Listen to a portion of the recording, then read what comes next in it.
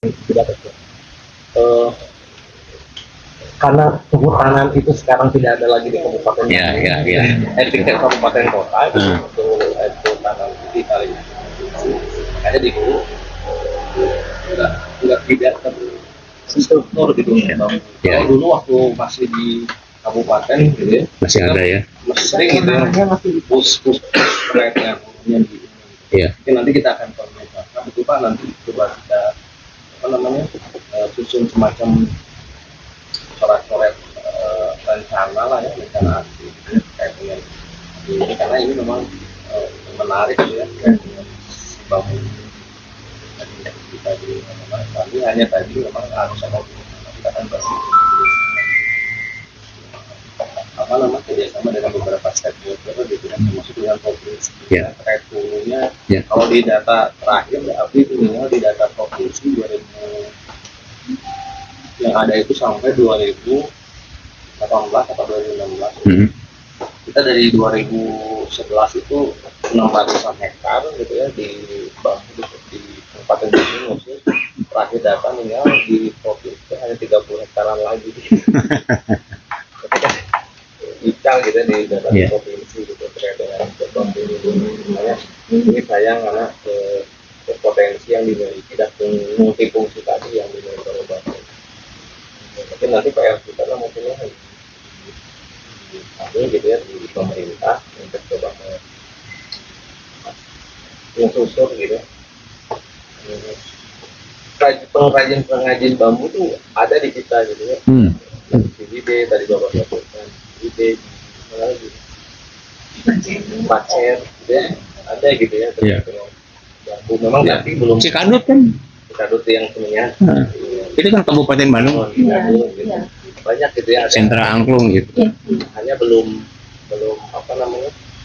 karena tadi concern belum terintegrasi atau terstruktur lah kegiatan yang disupporting dari sini.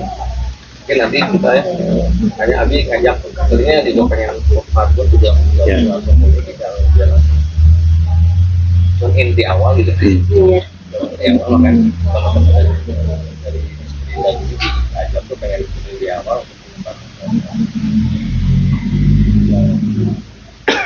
mungkin nanti mungkin kalau kita insya Allah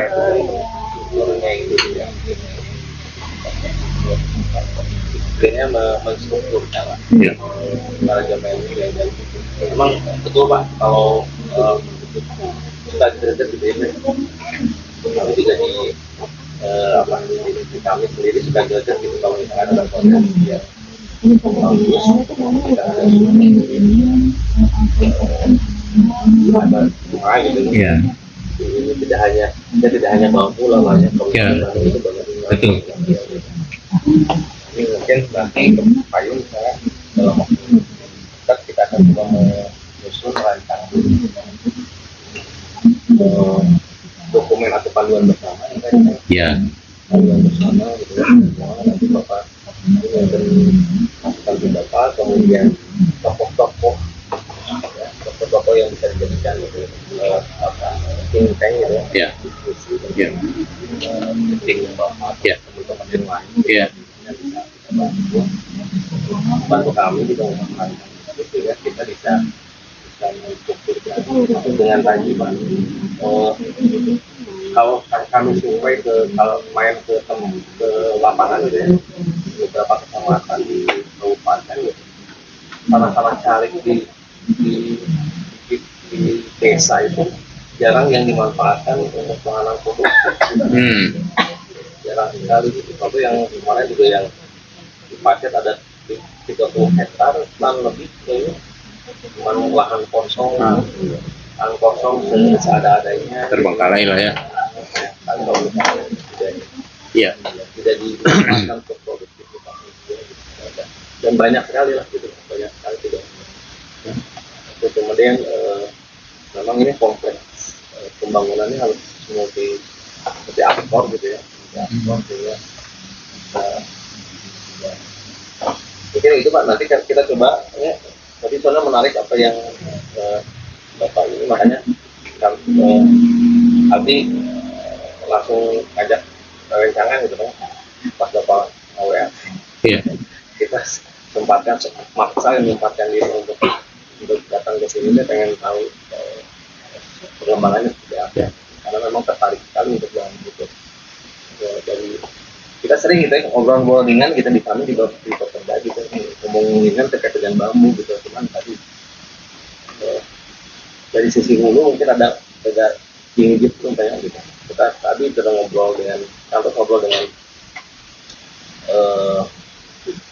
LH juga hanya apa namanya istilahnya bukan masif dari sisi usaha gitu, tapi dari sisi dinas lingkungan hidup gitu ya, hanya untuk konservasi, jadi wilayah-wilayah itu aja gitu. Iya. Kalau banget usahanya bambu ini mereka karena tadi ada keterbatasan. Tapi mungkin nanti kita ngobrol dengan teman-teman dari Diskup Jabar kali ya. Kebetulan mudah-mudahan Pak Bu Sekdisnya teman juga biasa connect gitu ya, ayo nama gitu ya, mudah-mudahan Sekdisnya gitu. Ternyata memang ada di Diskup. Jadi hanya pertama mungkin tahap awal kita coba bikin dokumen Panduan ya Pak. Iya. panduan bersama kita Itu Pak itu. itu nanti metodenya kita kembangkan, mau pakai FGD atau mau bentuk seperti apa. Iya. Kita coba. Iya. Ingin yang kedua mungkin selain itu simultan dengan tadi pemetaan bambu di Kabupaten Bandung Bang. Ya. Karena apakah betul data yang di Provinsi Jawa Barat itu yang 30 hektar itu betul ada gitu ya? Iya, iya. Ada atau memang? Iya. Iya kan pemetaan itu mungkin Pak. Jadi pemetaan itu kan kadang-kadang teman-teman di kehutanan atau di LHK juga kan kurang paham ini jenis bambu apa gitu. Jadi memang bagusnya kita dikerjasamakan antara Pemda dengan kita, khususnya karena kebetulan kita juga sudah punya pengalaman ya bagaimana memetakan bambu kan itu, sehingga muncullah sebuah peta kan itu, peta yang sudah teridentifikasi dengan jelas melalui Google kan itu. Jadi di provinsi, di kantor juga bisa langsung kebuka itu kan gitu. Nah jadi termasuk jenis-jenis, oh di kampung ini ada sekian rumpun bambu, jenisnya apa saja masing-masing kan. Itu bisa terpetakan. Nah, dari sekian jenis dan jumlah itu bisa menjadi hilirnya itu akan seperti apa. Nah gitu kan. Ini turunannya itu akan jadi apa saja. Mungkin ratusan produk bisa diolah dari situ. Kira itu. Jadi saya sangat menyambut baik Pak. Termasuk dengan ini Pak, bambu yang existing dan calon-calon potensi lahan bambu Ya. untuk bambu itu kita Ya. Kalau ini dulu kan saya sempat gabung di Citarum Harum, tapi tidak aktif gitu. Terus Citarum Harumnya kan itu juga ada dari Kodam, ada Winri itu, dari Kemenko kan. Jadi akses dengan Kemenko nanti bisa dihidupkan lagi proses Citarum. Jadi sepanjang Citarum, kalau Citarum itu berapa? 1.700 kilo, berapa kilo tuh? Saya lupa tuh dari hulu sampai ke hilir sampai ke Kerawang tuh berapa kilo gitu. Itu kalau ditanamin bambu, waduh, kayaknya udah paling kaya sedunia apa Indonesia. Benar, hanya mengenalkan jalur Citarum aja. Kita bisa bersaing dengan, bukan Vietnam lagi, kita bisa bersaing dengan India, bahkan dengan Cina. Saya optimis. Karena potensi bambu itu, kita itu sangat berbeda dengan dimana. Kita di wilayah tropis ini benar-benar anugerah gitu. Nah, jadi enggak cuma disilakan Bapak menindaklanjuti hal ini. Saya sangat bersyukur, saya ketemu pribadi dan juga reng-rengan pelaku usaha bambu yang ada di Jawa Barat atau Indonesia itu sangat berharap sekali ada satu kabupaten yang mau mengembangkan bambu dengan serius. Karena kita ini orang-orang ketinggalan.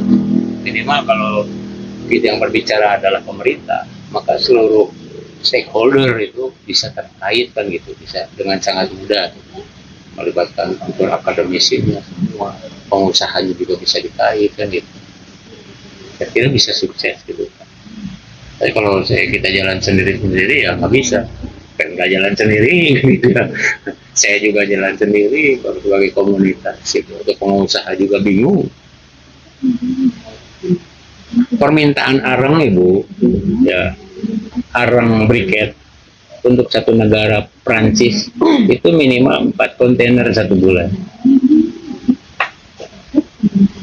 Itu 1 kilonya arang itu sekitar 8 sampai 12 ribu. Mengapa dietang ku itu? Itu investasinya hanya 300 juta mesin. Dan briket yang paling bagus itu dari bambu. Ya. Ini kalau kita ngolah bambu nih, industri bambu nih, dari hulu sampai hilir semua kepake. Nggak ada sampahnya. Di ekosistem konservasi alam bisa dapat juga kan. Lahan-lahan kritis di Kota Bandung, di Kabupaten Bandung silakan dilihat. Tanamannya bambu itu. Hasilnya gimana diolah nanti oleh pengrajin, oleh industri. Masih ada sampahnya masih bisa dipakai juga itu. Buat apa briket tadi? Nilai kalorinya itu lebih tinggi karena dia bisa membakar dengan waktu yang lebih singkat. Pembakaran panas itu, dan begitu panas dia punya durasi yang lebih lama gitu. Sehingga kalorinya dengan kalori tinggi itu dapat terjaga itu. Jadi secara ekonomik ya mestinya sih secara hitung-hitungan harusnya lebih baik ya. Gitu. Di Ciparai itu ada pengrajin tusuk sate Bu, limbahnya 3 ton tiap hari itu dibuang,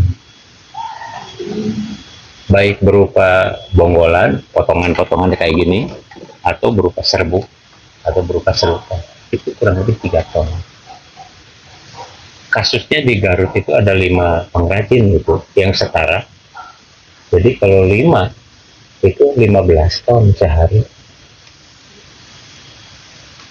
Kalau dijadikan briket, bayang tadi 1 kilo, hanya 10.000 lah, jangan mahal-mahal tuh. Dan kebutuhannya itu satu negara Prancis itu 4 kontainer. Kalau mau memenuhi semua negara, Prancis, Jerman, 10 unit mesin produksi arang, seluruh dunia bisa ditutup. Karena arang dari kayu kan udah susah Bu. Paling sekarang kayu arangnya dari batok kelapa yang diharapkan. Tapi kan penggunaan kelapa juga terbatas. Tapi kalau bambu, limbahnya aja kan seperti itu. Itu pabrik kertas di Purwakarta juga butuh. Pabrik kertas doa, warna Konghucu itu kebutuhan limbahnya besar. Bahan baku kertas 60 ton sehari. Ya, kita kan semua. Sekarang di mana Pak yang udah ada produksi briket itu?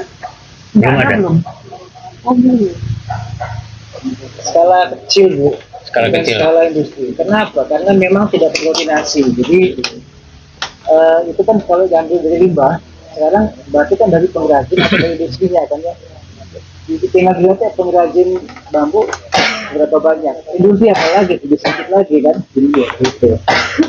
Jadi memang setuju tadi Bapak bilang kita dari harus ada panduan awal kita setuju sekali kita. Jadi yuk sama-sama kita kumpul, mungkin sama-sama brainstorming itu kan, untuk coba bikin nih pengelolaan soal kita di market tadi terbuka, tapi market kalau nggak ada jaminan suplai bahan baku juga kan nggak bisa.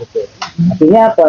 Kita bisa hitung nih kalkulasi market sekian potensinya, sampai kelihatan nanti berapa batang bambu yang harus kita tanam, yang kita punya, yang harus dikonsumsi atau dipanen ke tiap minggu sekali atau gitu 2 kali pekan kelihatan. Dari itu kan kita bisa dikonversi lagi berapa lahan yang kita butuhkan, atau bahkan berapa yang harus kita siapkan sampai ke hulu banget itu. Nah kalau nggak kayak gitu putus nih Pak. Nah, tapi itu yang kedua, mumpung mumpung bambu ini belum diutak-atik lah oleh dunia ya. Jadi kalau sekarang itu kan rotan, kayu dan rotan itu kan sudah ada tuh SPLK itu kan kalau di Indonesia kan ya, sistem verifikasi legalitas kayu. Jadi kayu yang atau rotan yang mau dijual itu barang ini nih, rotan nih. Ditanya nanti, ini rotannya legal apa dia tidak katanya. Ya salah kaprah sih kalau menurut saya. Kalau dia ditanya tuh industri hilir, harusnya ditanya tuh ya dia nanam rotan dong, tanya tuh, ya kan? Analoginya gini lah, saya jual bala-bala, saya beli terigu, saya kan beli di toko, masa saya harus menunjukin sertifikat legal terigunya kan ya? Harusnya kan yang punya toko lah minimal tuh. Ya kan toko juga saya kan cuma jual, pemasok dong kata gitu kan ya. Lama-lama harusnya ke hulu kan, ke penanam itu. Nah itu harus begitu. Nah di kita ini turunan dari dunia nih, mungkin istilah tuh trade barrier ya, apa hambatan perdagangan itu sengaja kan bikin kayak gitu, regulasi dikeluarkan supaya menghambat kita untuk ekspor. Kenapa? 85% rotan itu dipasok dari Indonesia untuk dunia nih. Lucunya Singapura itu termasuk negara yang top 5 eksportir mebel rotan. Rotannya dari mana emang ya Pak? Makanya artinya apa? Masih banyak sekali itu apa illegal logging, illegal apa trading itu di sana ke mereka itu. Nah bambu ini menurut saya masih masih belum disentuh lah ya. Gitu. Mumpung belum disentuh, segera kita bikin supaya kita pada saat nanti ada yang nanti kita udah kuat gitu, market dari hulu sampai hilir dipegang gitu. Sekarang ini teman-teman di rotan itu hanya di hilir Pak, di hulunya udah dihabisin semua tuh, ada sertifikat inilah, kalau masuk ke negara Amerika tuh harus punya sertifikat apa gitu, misalnya FSC apa gitu, ya itu kos lagi tuh, semua jadi begitu. Kalau nggak bisa nanti nggak bisa masuk sana barangnya gitu. Artinya apa? Kita numpuk produksi di sini tapi tidak produktif bisa di luar gitu. Sedangkan pangsa pasar sendiri di lokal itu juga kan kurang. Nah itu yang harus lahan kan kita potensi biasa di wilayah kami ini kan lain juga ada ekonomi sosial kan. Kalau kayak di Ibun, Dukuh itu ada 1.800 sampai 4 itu ya. Ibun juga ada di dekat Kamojang. Jadi ada sekitar 2.000 lebih lah. Nanti kita kalau mau diskusi sama kelompok atau kelompoknya bisa. Kemudian kita bilang bisa kritis, seperti sama restorasi hutan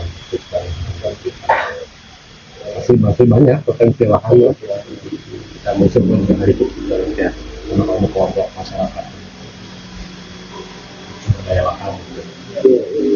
Untuk saya juga bisa kayak taman palengan, Bali gitu kan lagi collab nih, industri teh cuma bertahan lah sekarang mah gitu. Sebagai itu lahannya udah diversifikasi, udah disewa-sewa gitu. Kayak Subang kan dipakai apa wisata gitu kan. Jadi ada mereka juga cari apa sumber-sumber lain pendapatan gitu. Dan bisa dikonversi bagian balik lagi kita ke taman itu pengalahnya masih ada angkatan kita 87 bisa ya ADM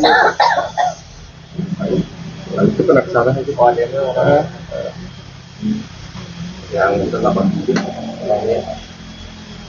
iya kan Jawa Barat itu kalau secara keseluruhan Jawa Barat itu lahan kritis dan tidurnya hampir 1 juta hektar 900 ribuan sekian terakhir itu meningkat dari tahun 2016 yang tadinya hanya 600 ribuan, terakhir tahun 2020-an sekian itu 21 kalau nggak salah, itu sekitar 900 ribu. Dan itu saya dapat data dari KLHK dan juga dari staf ahlinya Ridwan Kamil, almarhum Pak ya, orang Wanadri. Nah, saya nggak tahu di Kabupaten Bandung Barat juga termasuk banyak lahan-lahan kritis dan lahan tidur. Tadi salah satunya tadi ya di mana? Di yang 30 hektar itu. Itu lahan tidur kan itu? Nah, artinya di lahannya, bambu mah di lahan hara-haraun itu bagus. Saya sudah pernah bikin pembibitan bambu di Jelekong, Pak. Waktu itu bantuan dari BNI, kurang lebih bantuannya berapa ya? 280 juta. Gitu. Kan Pemda bisa ngajuin CSR, Pak. Untuk modal awal. Kan kalau CSR mah cash ada ya. Ngajuin, bikin pembibitan. Mau di sini kayak mau di Jelekong. Kan kalau di sini lebih bagus gitu. Itu di Jelekong aja saya nanam bambu. Itu di lahannya itu lahan Pak RW di Jelekong itu di tempat dekat pembuangan sampah, Pak. Dekat Jelekong kan ada TPS. Iya. Nah, di bekas TPS itu ada gunung batu Bengkarat. Dari situ saya bikin. Kenapa di situ? Karena di situ ada kolam. Waktu itu ada 4 bekas galian batu. Jadi sumber airnya cukup. Tapi ternyata pas kemaraunya panjang, itu dari 4 itu hanya tersisa 1 kolam airnya. Gitu. Sementara kan saya harus nyiram itu 9 bulan sampai 10 bulan. Nah itu pertumbuhannya di Gunung Batu. Saya nanam bambu bagus, Pak. Di Jelekong, yang dekat penggalian sampah TPS itu. Nah, jadi bahwa betapa bambu itu bisa hidup di mana saja. Hanya ya tadi, kalau dari sisi ketinggian, karena ini berbicara masalah iklim, ya maksimal 800, minimalnya di 200. Itu untuk industri. Artinya unsur, kan kalau semakin tinggi, itu kan unsur haranya makin bagus ya. Nah, unsur hara yang bagus itu akan menyimpan nutrisi yang sangat banyak di bambunya. Itu makanan rayap. Tapi kalau semakin sedikit, nah kayak misalkan di Cipatat itu ya, di Cipatat itu kan gunung kapur tuh, nggak ada nutrisinya, gitu. Nah itu nggak akan ada rayap. Dan itu sudah saya buktikan. Jadi ketika 2012 saya nanam bambu di situ, saya nebang pohon bambu yang ada di sana, bambu hitam. Saya simpan di saung angklung. Di saung angklung itu ada gudang bahan baku. Itu terus dinuku, rayap, terus meruluk, disimpan tadinya. 3 tahun abdi. Pas dibuka dulu itu ayah bolong sel 30. Jadi itu membuktikan bahwa satu tidak ada unsur hara, keduanya ada kandungan kapur. Jadi untuk treatment itu dengan kapur juga bisa, atau dengan air garam ya, karena boron ya, boron itu garam.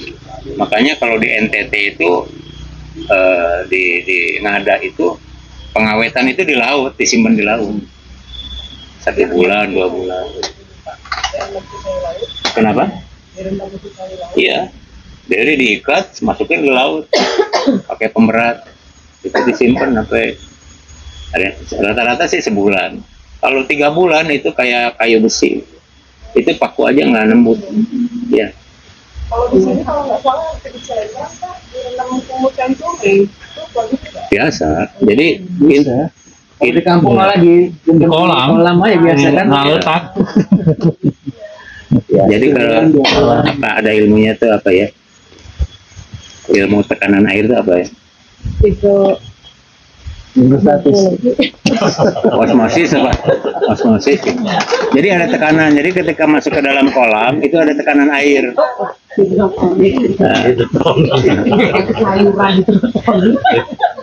Ada tekanan osmosis. Itu ngedorong nutrisi, Pak.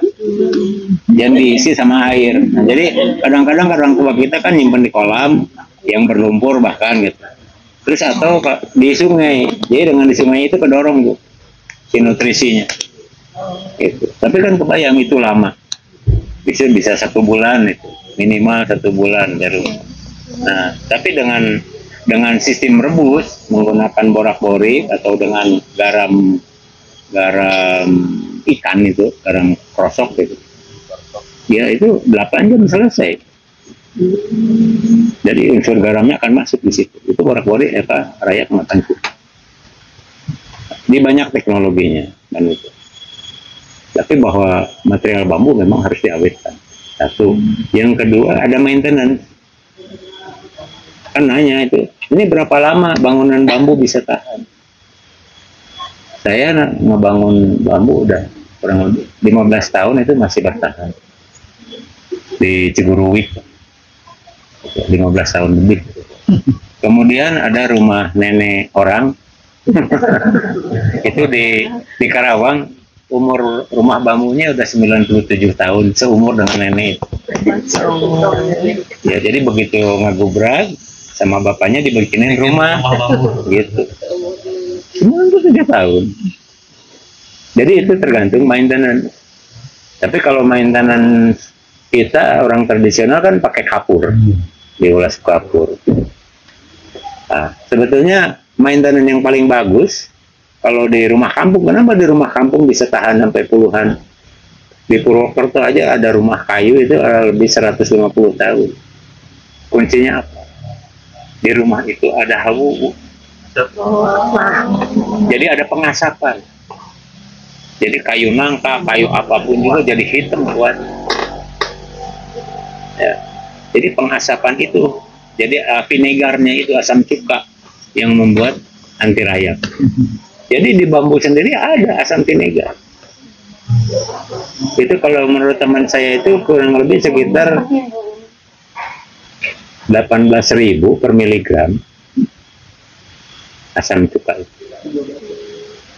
Nah, jadi dulu waktu di Kulur ada yang nanya begini, nah, nanti melakawi, wah ya gitu saya dituar, dulu seberapa hektar, 20 hektar. Oh, gitunya menang duit, berora, ngeluarkan duit, 3 juta, ngaduru kata kebun awir, terus dipakai naon, tanggal sampul, lebih ke harti. Oh ya udah, oke, akhirnya kia gitu, ayah kena durukan gitu. Ah ya apa, 30 hektar. Saya salaman tadi. Saya salaman. Bapak pangdurukan, saya diduitan. Diduitan rumah. Bapak durukan 30 hektar. 1 hektar pun saya diduitan 1 juta. Jadi 30 hektar teh 30 juta. Ah ini benar. Serius Pak. Ayo orang ATM gitu. Saya dibayar DP 10 juta. Saya di ATM saya 10 juta. Kayak heula cenah. Eta teh kuwu, 2 kuwu, Pak. Kayak heula cenah. Kumaha hitunganan? Nya pokona mah Bapak pangdurukeun we. Ku saya engke nyen saung. Eta si Awi menang ngaran teh ditegekan terus diduruk abdi jadi arang. Sabot abdi ngadamel arang, si hasepna ku abdi disuling. Jadi asam cuka. Lamun abdi bisa ngadamel arang jeung asam cuka tina 20 hektar. Abdi tiasa kenging keur nglanggung 100 juta. Saha nu ngagaleuna? Krakatau Steel, Pak. Krakatau Steel itu butuh bambu arang. Untuk ngebakar logam itu yang paling kalori, yang paling tepat adalah bambu. Terus asam cukana ke mana? Kamu 300. Kang kosmetik ibu-ibu, nah asam cuka.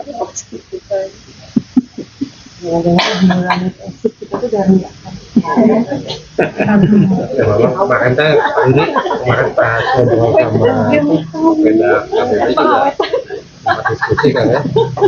Jangan sih.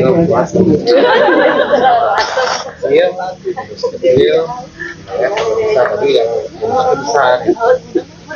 Sebenarnya jadi kita besar ini membuat bahan baku bagi industri di bawahnya. Iya, kemarin kan ada apa buat bikin tangkap burung ya. Tangkap burung, kita buat bahan bakunya. Bambu bisa jadi apa? Itu atau yang kerajinan apa? Kalau kerajinan apa bisa jadi apa? Pengrajin karang burung. Iya, sekarang kandang di Ya kita buat kawan juga. kayak gini apa ya? Ya bikin ruji kandang burung itu.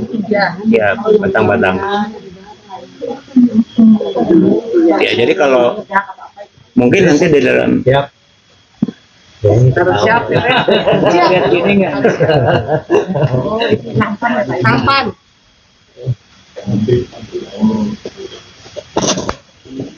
Ya yang saya buat kalau prioritas Pak untuk kita bisa mengembangkan bambu, yang pertama harus menjadi prioritas adalah industri manufaktur Hilirnya. hilirnya. bikin dulu itu. Nanti yang manufaktur ini akan ngangkat yang bawah. Otomatis kan penanaman bambunya jelas. Kemudian kerajinan juga akan angkat. Jadi kalau tadi saya bicara Prancis itu pintu masuknya adalah laminasi ini. Ini. Nanti ikutannya kayak begini. Berapa produk?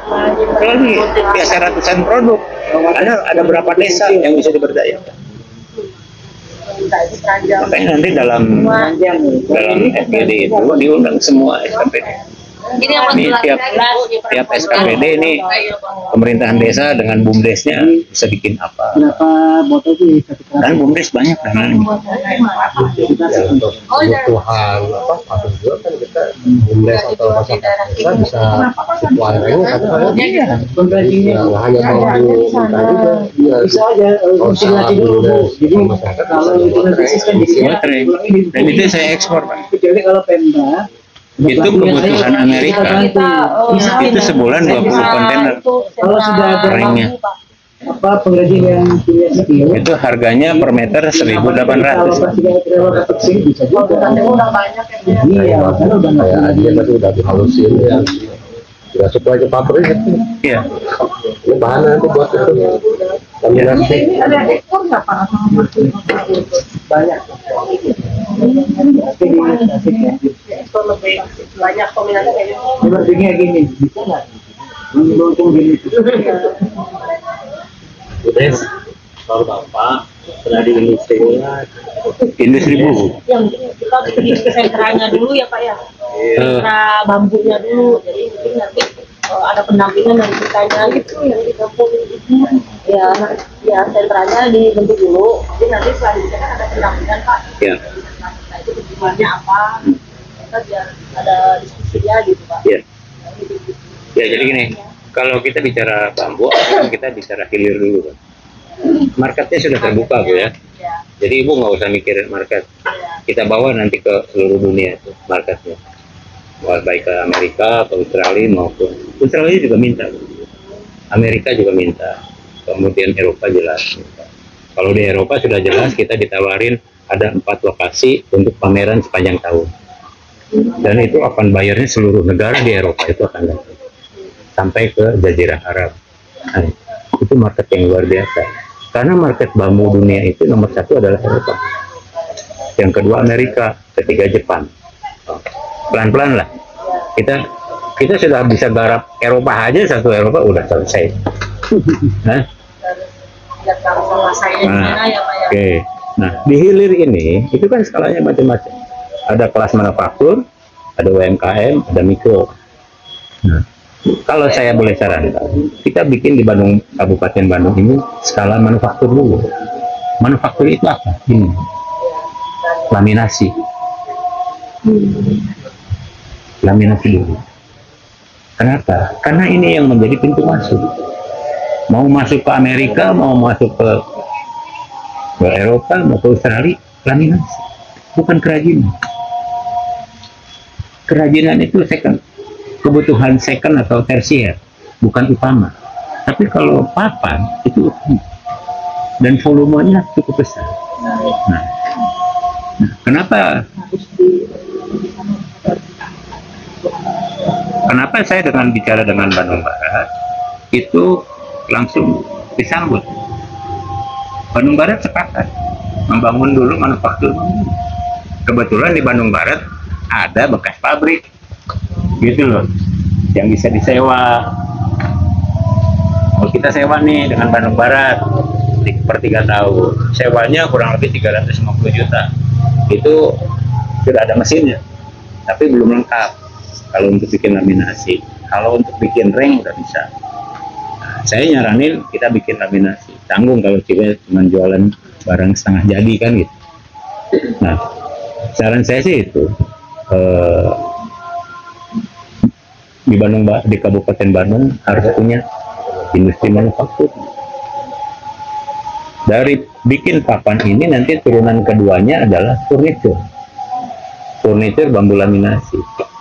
Itu kursi laminasi itu harganya satu kursi itu 450.000. Dan itu pasarnya ada.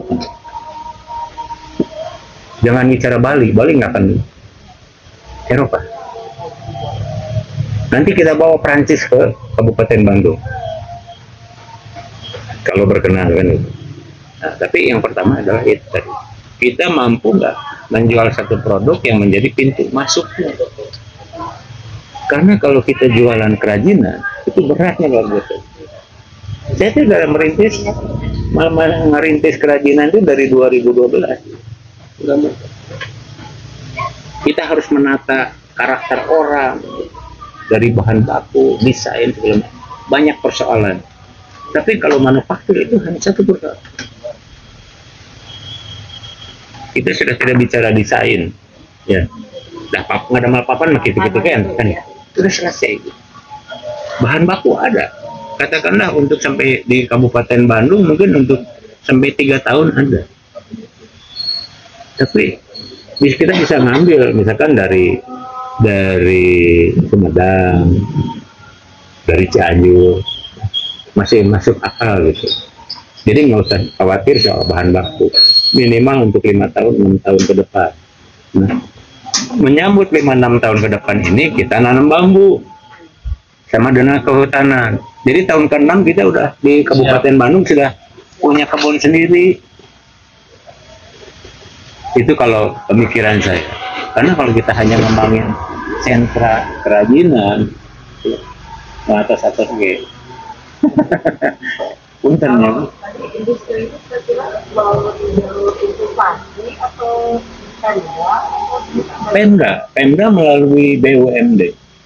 BUMD kan untuk bisnis jadi, atau mungkin BUMDes.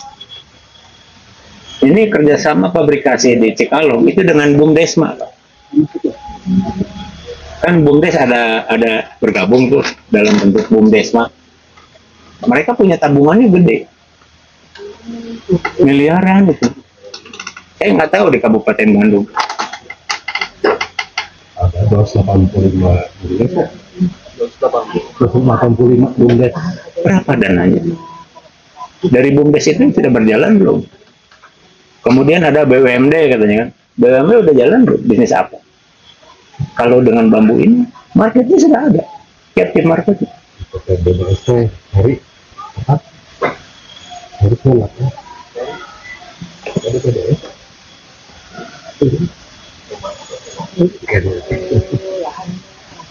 Jadi kalau boleh saya sarankan itu perindustrian mungkin nanti bicara dengan BUMD atau dengan BUMDes. Ini ada peluang bisnis nih, mau nggak digarap? Marketnya sudah ada. Minimal kita untuk tahap awal produksi reng. Reng itu kebutuhannya minimal 4 kontainer 1 bulan. Satu kontainer harganya 160 juta, Pak. Ya. Jadi kalau 3 itu kurang lebih berapa? 480 ya. Nah, dari 480 juta, mungkin sekitar 90 juta itu kita dapat tiap bulan. BUMDes bisa, BUMD bisa nggak menghasilkan bisnis seperti itu. Kita nanti keluar PO dari itu. Dan itu bayarnya udah 2 kali. Yang pertama udah datang ke sini dari Amerika. Udah lihat pabrik yang di Cikalong, udah lihat kebun yang di Sukabumi. Hari itu dia mau buka PO. Cuman yang punya Cikalong nggak mau investasi tambahan, keluarin lagi uang. Karena dia udah trauma, ketipu lah sama manajemen yang dulu. Gitu. Dia udah habis 10 miliar. Nggak dapat apa-apa. Nah, untuk usaha bisnis ini, untuk workshop ini, harga mesinnya untuk laminasi itu di angka 800 juta satu paket. Ya. Kemudian dengan instalasi segala macam anggaplah 1 miliar. Itu di luar tanah dan bangunan. Nah, barangkali mungkin Kabupaten Bandung punya bangunan yang idle, yang tidak terpakai, bisa bekas pasar atau apa, tinggal direnovasi sedikit, bisa jadi.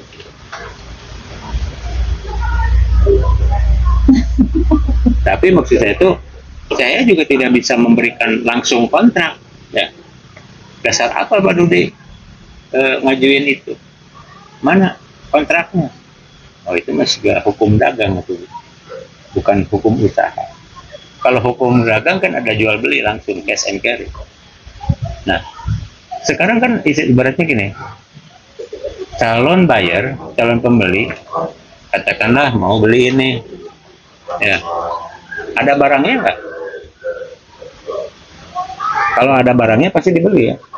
Kalau nggak ada barangnya, dibeli nggak?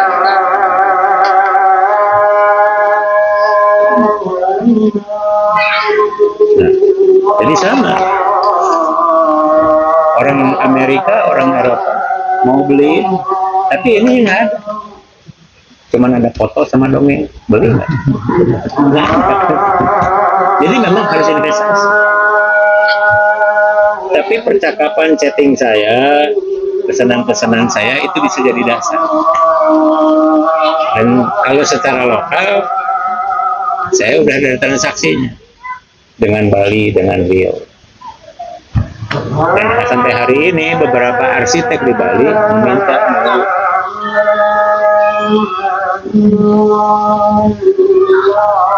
nah, jadi perindustrian nanti yang menghidupkan bisnis ini adalah BUMD atau BUMDesma. Jangan BUMDesnya, tapi BUMDesma. Yang BUMDes bersama itu, patungan. Kalau bambu kan bisa dibuat serbuk, jadi kayak kalau kalimat MDF gitu, kalau bambu bisa. Jangan dibikin serbuk, serbuknya banyak. Itu dari tukang susu sate udah jadi serbuk, jadi serutan-serutan nanti dipres, jadi softboard. Jadi kayak jadi cetak lah, padatkan. Seke gawir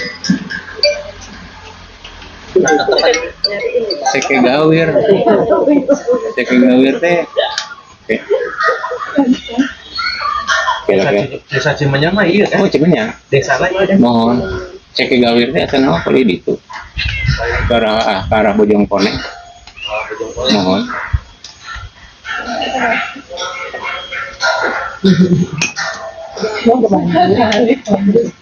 Des, dilajengkeun ya. Seke gawir. Aya naon? Seke gawir. Aya naon ka seke gawir? Aya IKM Pak. IKM limbah. Oh.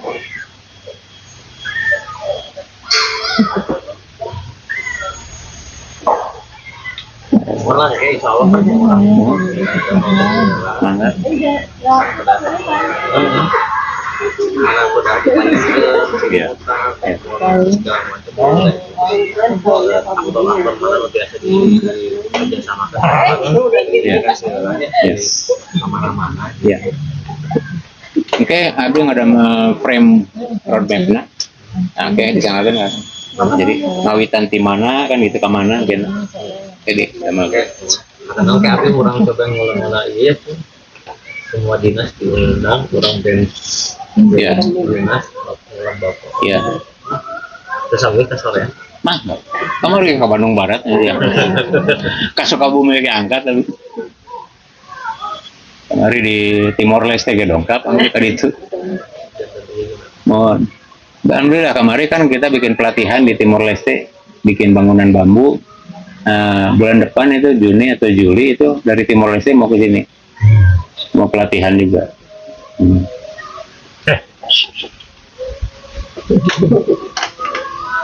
Nanti harus ada tempat khusus untuk bikin tempat pelatihan, sentra pelatihan bambu. Kalau mau dipakai di tempat sini boleh. Ini ada lahan 2 hektar ya. Bisa itu dengan tempat wisata oke. Tempat wisata.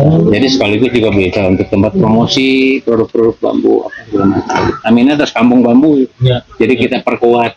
Wisatanya apa aja Pak? Wisata outbound. Oh, ya. Jadi ini Sebelah sana Pak itu? ya di atas ini outbound. Ini panahan ini seluruh wilayah dipakai untuk trekkingnya segala macam. Camping kan tidak ria ya camping. Jadi kalau api unggun anak-anak itu di sini. Di sana juga ada lapang lebih besar, itu dekat masjid. Ini tiap minggu ada, penuh ya anak-anak sekolah. Ya, yang tadi itu rombongan kan dari Santo Aloysius itu. Hanya di sini baru sampai itu aja kegiatan outbound.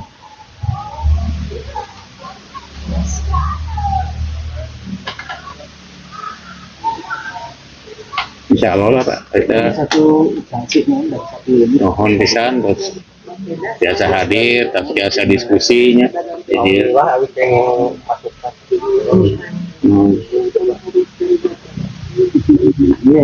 ya jadi ada napak tilasna abdi kantos ngadamel pembibitan di Kabupaten Bandung ternyata di Ciparainya di Lekong.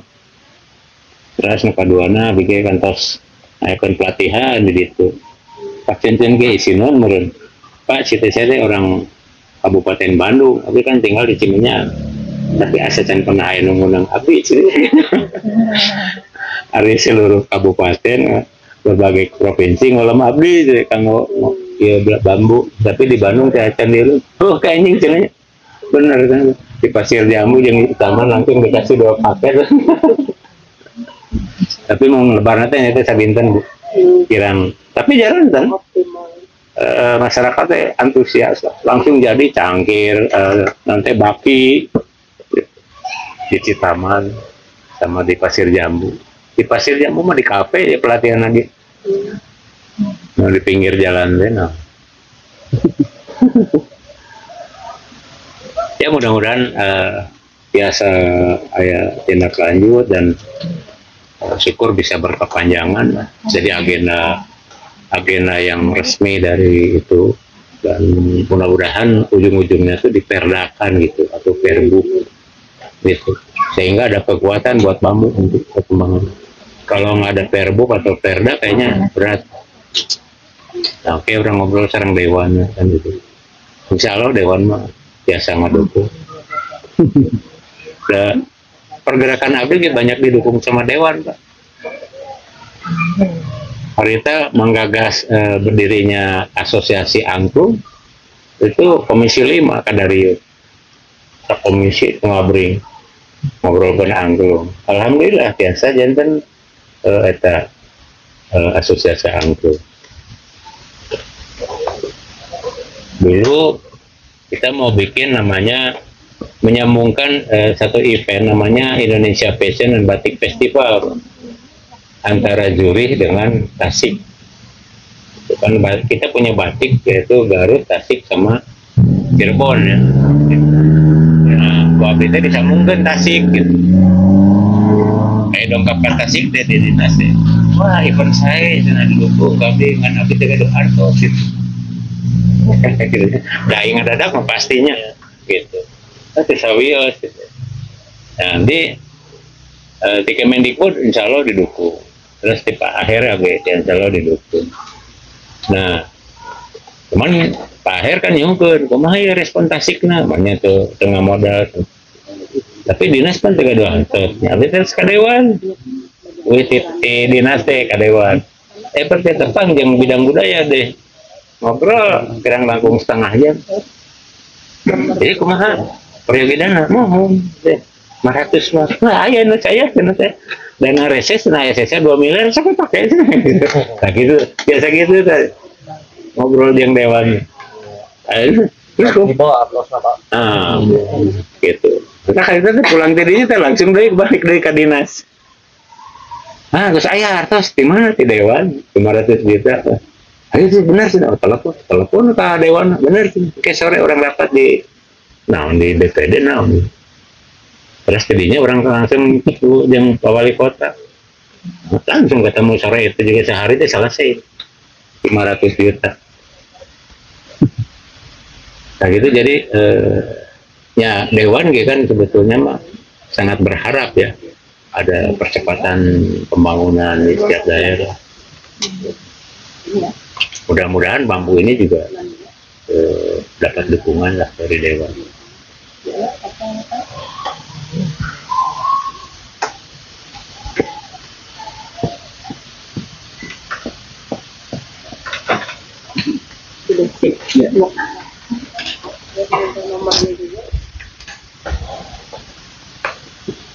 Lepas lah. Mohon. Atas wae itu. Bentar we ya tete asa susugu. Bener, ini subuh.